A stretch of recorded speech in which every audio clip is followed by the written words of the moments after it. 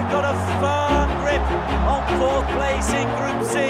The scalp of Saudi Arabia here. Now the scalp of Bahrain. Timnas Indonesia beserta sang pelatih Patrick Kluivert sebentar lagi akan melakoni laga paling krusial sekaligus laga penentuan di lanjutan kualifikasi Piala Dunia 2026 zona Asia. Seperti yang kita ketahui bahwa di laga tersebut, Zhaitzes dan kolega akan berhadapan dengan timnas Cina di 5 Juni 2025 ini. Tentunya hal ini akan menjadi tantangan tersendiri bagi sang pelatih beserta para pemain timnas Garuda. Selain memiliki misi balas dendam atas kekalahan di pertemuan pertama lalu di China, timnas Indonesia juga dituntut untuk meraih kemenangan penuh agar bisa melaju mulus ke babak selanjutnya, yaitu round keempat. Memang hal itu bukanlah perkara yang mudah.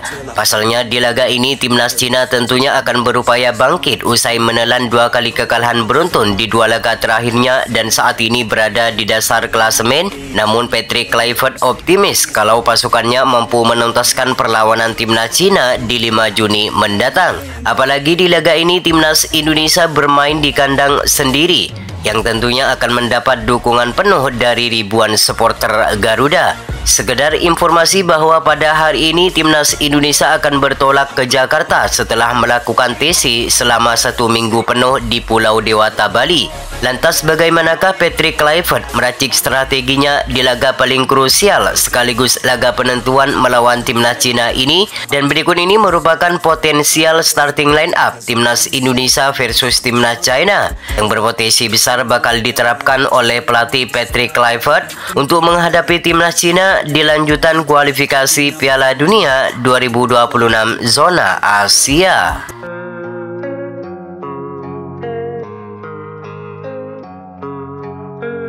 Di laga melawan Cina ini, formasi 3-4-3 akan tetap menjadi andalan bagi pelatih timnas Indonesia, yaitu Patrick Kluivert dengan Emil Audero sebagai penjaga gawang utama bagi skuad Merah Putih. Martin Paes sudah dipastikan absen saat melawan Cina di 5 Juni mendatang. Ini akan menjadi tantangan sekaligus pembuktian bagi Emil Audero di laga debutnya bersama skuad Merah Putih. Soal kualitas, ketenangan serta keberanian dalam mengambil keputusan, Emil Audero juga tidak kalah mentereng dari Martin Paes. Berbagai klub raksasa seperti Juventus, Inter Milan, serta Como 1907 pernah dilabuhi oleh pemain keturunan Mataram itu. Tidak hanya mempunyai refleks yang sangat baik, Emil Audero juga mempunyai ketenangan dalam mengantisipasi berbagai tendangan keras dari lawan. Maka tak ada alasan lagi bagi Patrick Kluivert untuk tidak memasang Emil Audero di laga penentuan melawan Cina di 5 Juni mendatang. Kemudian di sektor lini pertahanan, trio bek tangguh akan mengawal Emil Audero dari gempuran para pemain Cina, yakni Miss Hilger, Zhaitzes serta Rizky Ridho.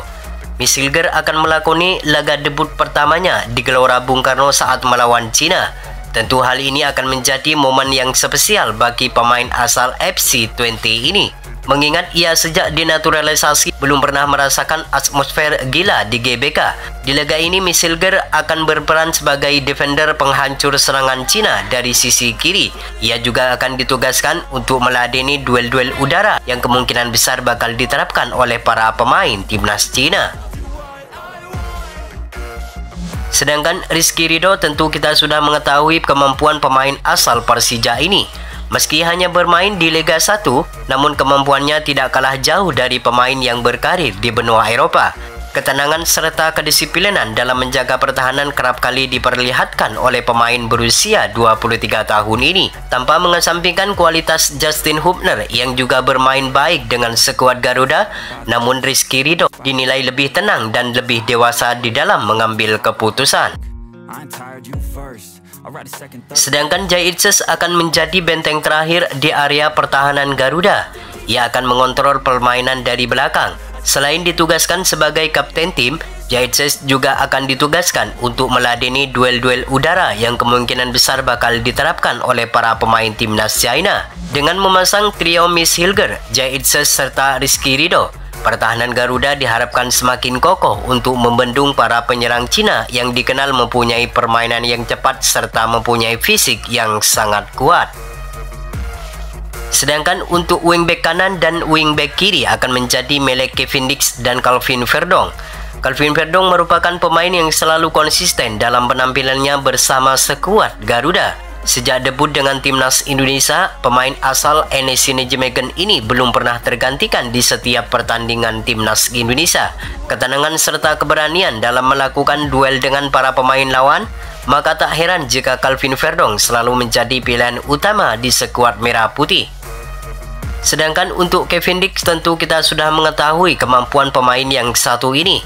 Kekuatan fisik serta kecepatan yang selalu menjadi andalannya akan menjadi nilai tambahan bagi timnas Garuda. Selain itu, Cavendish juga mempunyai kualitas umpan yang akurat yang akan memanjakan para penyerang Garuda yang berada di pertahanan lawan. Sementara untuk sektor lini tengah, dua nama yakni Joy Pelopesi dan Tom Haye akan menjadi otak permainan timnas Garuda. Tom Haye akan menjadi kreator serangan Garuda, sedangkan Joy Pelopesi akan menjadi penghancur merebut bola dari lawan sebelum masuk ke pertahanan Garuda. Joy Pelopesi sudah melakoni debut dengan timnas Indonesia saat melawan Bahrain. Ia mempunyai catatan bagus dan menjadi pembeda di lini tengah Garuda. Ia mencatatkan 90% umpan akurat dan berhasil memenangkan seluruh duel di laga itu. Gak cuma itu saja, dengan hadirnya Joy Pelopesi, Tom Haye seakan bermain lebih leluasa dalam berkreasi untuk memberikan umpan manis kepada pemain Garuda. Sedangkan untuk penyerang, nama Egy Maulana Fikri, Dian James serta Ole Romini kemungkinan bakal dipasang oleh Patrick Kluivert. Marcelino Ferdinand absen saat melawan timnas Cina nanti. Nama Egy Maulana Fikri menjadi kandidat kuat untuk mengisi posisi ini. Egy Maulana Fikri menjadi pemain lokal yang sangat subur bersama klubnya Dewa United saat ini. Ia mencatatkan 12 gol serta 7 assist dalam 20 penampilannya bersama Dewa United. Hasil ini membuat pelatih Patrick Kluivert kepincut untuk memanggil pemain berusia 24 tahun ini. Selain Egy, di posisi ini ada nama Jakob Sayuri serta Eliano Renders yang siap menunggu di bangku cadangan saat melawan Cina nanti.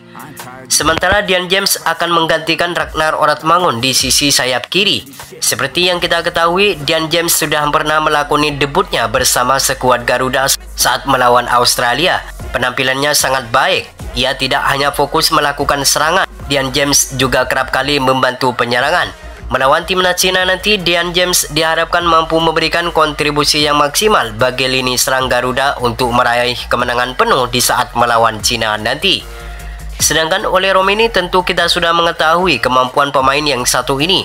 Baru bermain 2 kali pertandingan bersama skuad Garuda, ia mampu menciptakan 2 gol bagi skuad Merah Putih. Ketenangan serta skill yang selalu menjadi andalannya akan membuat lini serang Garuda semakin mematikan di lini depan. Selain mempunyai naluri gol yang tinggi, Ole Romini juga mempunyai kecepatan serta kelincahan dalam melakukan serangan. Maka tak heran jika pemain asal Oxford United ini selalu menjadi andalan utama di setiap pertandingan Garuda di lini serang.